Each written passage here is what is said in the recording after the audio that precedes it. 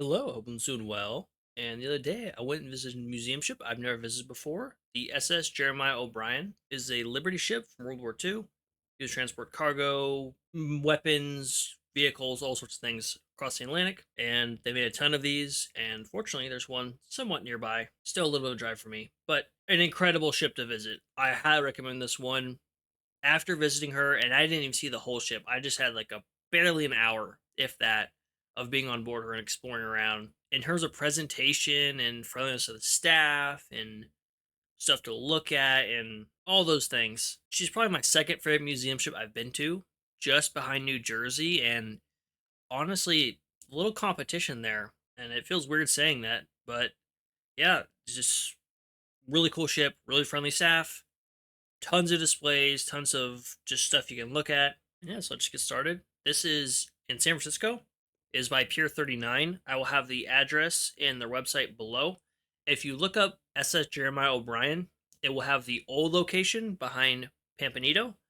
It is no longer there, and because there was a bad fire in 2020 that burnt the warehouse where O'Brien was stationed next to the ground, and O'Brien was in danger of being burnt to the ground. Fortunately, they're able to save her, and so now she's been moved to a different location next to the big boardwalk pier. So, yeah, very cool that they're able to save her, and the restoration efforts and just keeping her in tip top shape was very, very cool. So, she is not on Pier 45. So, we get her tickets, and it's a little pricey, I'll admit, but it's definitely worth it. And we didn't realize this, but there was a special event going on. It's like a Living History Day. So they had a live band playing like 40s era music, and they had a bunch of exhibits extra open, and they had something very cool that you probably won't see on any other museum ship ever. You won't see it on the Iowas for sure. You definitely won't see it in the carriers. And this is super unique. They do this a couple times a year, and that is they have her engines up and running. So I'm walking along and I hear the splashing noise. I go, "Oh, did someone fall in? Is there a dolphin going crazy over there?" No, her propeller was spinning, and I immediately got super excited. So it's just stuff like this, super cool. They only know a couple times a year, so you have to check their calendar, that kind of thing. And they also have half tracks, other armored personnel carriers, stuff that she transported during World War II. You can go see. So there's this one. There's some jeeps. There's some other ones that are along in these warehouses on the side. She has several guns. Now this is on the front end of the ship, on the bow, and you can actually climb up here, as you see I did.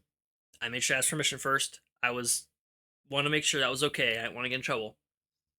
And they had most of the ship has been repainted. She looks really good, really good condition. And we're looking, nice pictures. You can go see Alcatraz off where the barrel's pointing, and you see the ferries we took coming across. And I went to go get down, and one of the people working at the museum's like, "Hey, did you and your buddy go and try and aim the gun?" I was like, "We're allowed to aim the gun?" It's like, "Oh yeah, go give it a shot, see if you can do it." And so we did. So on the side closest to the camera, this would be the left-hand side, the spinning wheel, you rotate it. There's a little peg on the outer side and more of a handle on the inside. And as you spin it, on this left-hand side, it controls the vertical motion, so up and down. On the opposite side, it just had the large handle, but that controls the left and right, the horizontal movement. And it was just super cool getting able to track the gun, trying to sight in the sights, trying to take out Alcatraz. So this is very cool. 3-inch gun. Get to play with it. I was very excited for that. Especially then said, "Oh, you can train it." And here is the just kind of overview of the ship. You can hear the music in the background. It's a little windy, so the ship was swaying a little bit. And there's the gun, I believe, and there's Alcatraz over there. So we end up pointing the gun towards Alcatraz.